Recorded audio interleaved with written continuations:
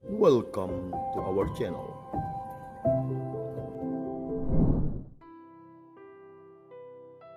Kembali lagi bersama saya Frater Sirus dalam edisi Riak Sabda 10 Maret 2023. Salam sejahtera untuk kita semua.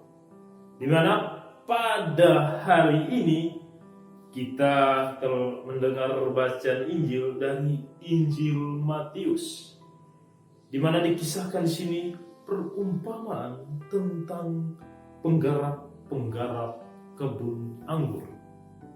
Yakin dan percaya saja bahwa dalam hidup kita Tuhan mempercayai kita secara total. Ketika kita mengikutinya, ketika kita dibaptis, ketika kita ikut bersama Kristus, Kristus mempercayakan segala sesuatunya kepada kita. Yang menjadi pertanyaan adalah bagaimana tanggung jawab kita atas kepercayaan yang Tuhan berikan itu, di mana kita lihat sangat jelas di sini pemilik tanahnya, pemilik kebun anggurnya itu adalah Allah sendiri. Allah mempercayakan kepada penggarapnya untuk mengelola kebun anggur itu, agar hasil dari kebun anggur itu dapat diberikan kepada Allah. Di sini di mana diceritakan ketika mau memanen kebun anggur, Allah mengirim utusannya untuk menerima hasil dari kebun anggur. Namun apa yang terjadi? Utusan Allah itu dipukul, dibunuh, disiksa. Mereka tidak diberi ampun. Maka dari itu Allah mengutus anaknya yang tunggal, putranya. Mungkin para penggarap itu takut karena ini adalah putra si kebun anggur ini. Tapi malah sebaliknya mereka juga memukul dan membunuh, karena mereka berpikir bahwa ini adalah pewarisnya. Maka dari itu habislah semua. Di mana kita sudah diingatkan oleh para nabi, oleh khotbah-khotbah para pastor, siapa saja yang berkhotbah mengingatkan kita akan firman Tuhan, akan jalan kebenaran dan hidup.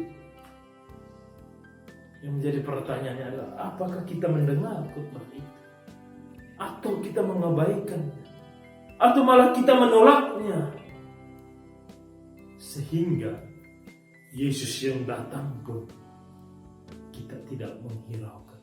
Yesus yang datang dalam hati kita, kita tidak menginginkan kehadiran dari Tuhan itu sendiri.